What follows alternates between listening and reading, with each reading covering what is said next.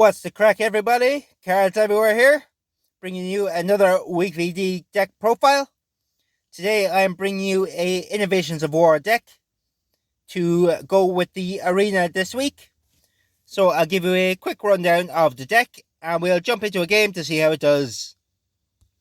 First up is Statue of Liberty. On the play, if your deck has exactly 6 science cards, your science cards, wherever they are, gain 21 power until played, and then repeat for each album. Next up is GPS. On the play, if you're winning the round, your cards gain 10 power this turn. If you're losing, they gain 15 power, and if you're tied, they gain 20 power this turn. Next is EpiPens. On the draw, this card loses 20 power this turn, and you gain 3 energy this round. Next is the Kettering Bug. On the return, your opponent's cards, wherever they are, lose 11 power for 2 turns. Next is Shade Mail. On the draw, your opponent's Innovations of War cards in hand lose 30 power this turn, and your Innovations of War cards in hand gain 30 power this turn. And last of the science cards is the Door to Hell. On the draw, your cards in hand burn 50 until played, and gain 50 power this turn. Next is the history cards. First up is Charles Ponzi. On the draw, your cards in hand gain 50 power this turn, and at the start of a turn, your cards in hand lose 10 power until played. So we want to get this out of our hand as soon as we draw it. Next is Identity Theft.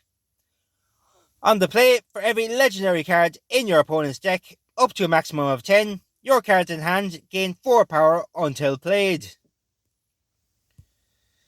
Next, Tetsudo Formation.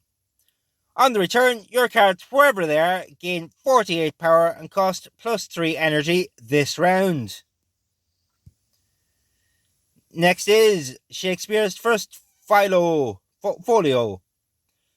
On the play, 2 each of your random Weird World, Documented and Battle cards, wherever they are, gain 25 power permanently. Next, Night Attack at Targoviste. On the draw, if it's after round 1, your cards, wherever they are, gain 23 power this round. And last of the history is the Siege of Baghdad. On the draw, your opponent's legendary cards, wherever they are, lose 25 power for 3 turns. Next is the Arts and Culture. On the play, your Machines of War and Innovations of War cards in hand gain 36 power this round. Next, Grant Wood. On the play, your Innovations of War and Grand Design cards, wherever they are, gain 21 power until played. If your deck has 6 or more Arts and Culture cards, give them an additional 21 power until played. Next is the Renaissance. On the draw, your Arts and Culture cards, wherever they are, gain 10 power until played. Also on the draw, if your deck has 6 or fewer Arts and Culture cards, your Arts and Culture cards, wherever they are, gain 18 power until played. Next is the 3 Tarot cards. First is the Tower. On the draw, all cards in both players' hands lose 10 power until played. On the play, if you're winning the round, a random card in your hand gains 100 power this turn. And also on the play, if you're tied or losing the round, a random card in either player's hand gains 100 power this turn. Next, the Hierophant. On the play, if your deck has exactly 3 tarot cards, give them, wherever they are, 27 power permanently. And last up is Ace of Swords. On the play, if played in the left slot, your cards in hand gain 25 power until played, and if played in the right slot, your opponent's cards in hand lose 25 power until played. So guys, that is the deck. Let me know what you think down in the comments. And while you're down there, don't forget to like and subscribe. And let's get going. This deck is quite powerful indeed. It can reach some fairly solid numbers. I have been doing very well with the modified version of my Hats Off deck I showcased last week. So I might bring out a bonus video this week showing the updates I made to it. So here we go. Jumping into the first round, we got Door to Hell and Ponzi. So we'll be getting massive boosts. So we'll say hello to the opponent. I think we'll get Shakespeare, Ponzi, and we'll get the Door to Hell back around for a 4-12 on turn 1. Looks like the opponent is playing a Unruly Rulers deck. A very strong deck indeed. I will have to showcase my Unruly Rulers someday, but I will save that for a little while for a more appropriate week. I think the energy is a bit too high for Unrulies this week. I think they do much better in a lower energy week. So what have we got here? We'll get the Ace of Swords. I think we'll get the Renaissance back around. And we'll play... I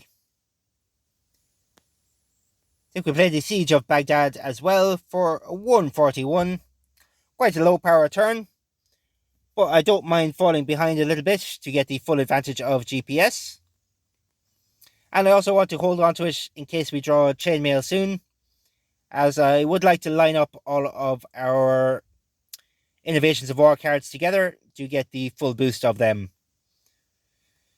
So it looks like the opponent is going for a power-up turn, or a power-up round.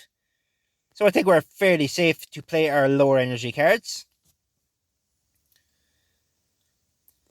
So we'll play Palace,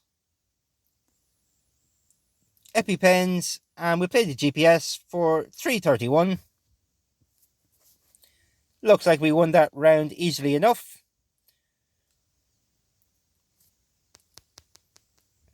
So there's a round 1 win, quite handily.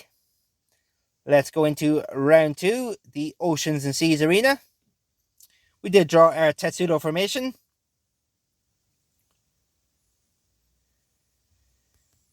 So we'll be getting the boost from Night Attack as well. So we get Grant Wood, play Identity Theft. We'll see what the tower will boost. I might save Identity Theft and play the tower and Night Attack for 375. Looks like the opponent did have a Ponzi and a Tetsudo of his own. I will try to save Tetsudo for the next round and hope we can win this round without it. And it should assure us the victory in the next round. There's our Statue of Liberty, the Hierophant, and the Kettering Bug. I might save the Kettering Bug and play Identity Theft, as I think I will be drawing Chainmail very soon. So the opponent does have his own Identity Theft. The Unrulies do get very strong and out of hand quite quickly. But it looks like we did maintain our lead for now.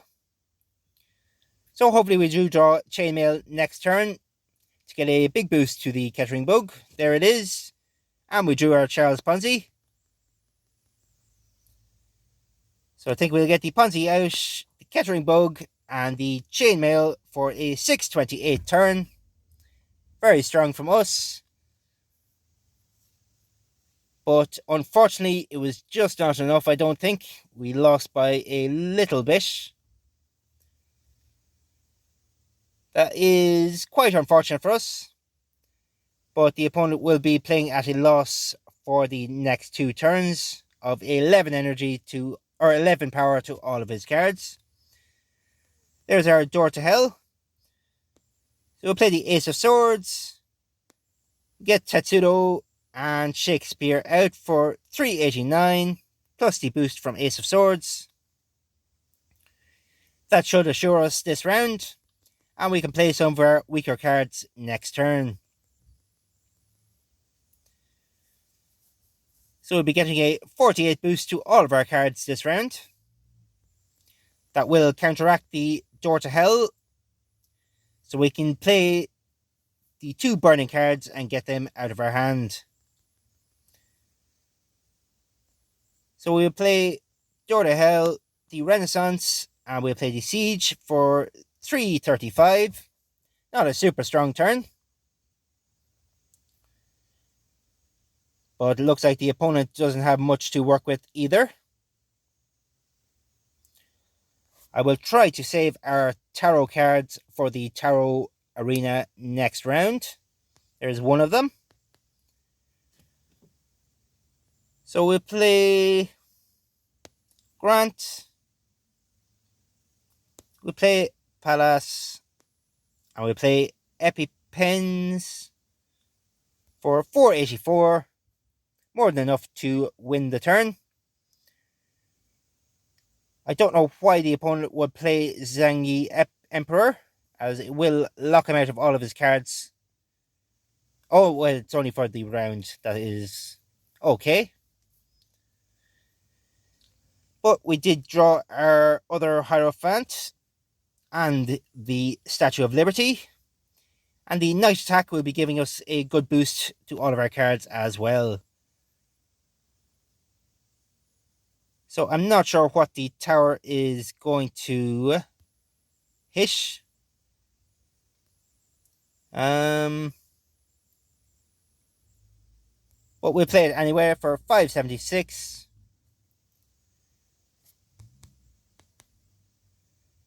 There is a good solid lead for us. And we'll be getting big boosts to all of our cards. We should be drawing Chainmail fairly soon. So I will hold on to GPS and play Identity Theft, Ponzi, and the Night Attack for 475.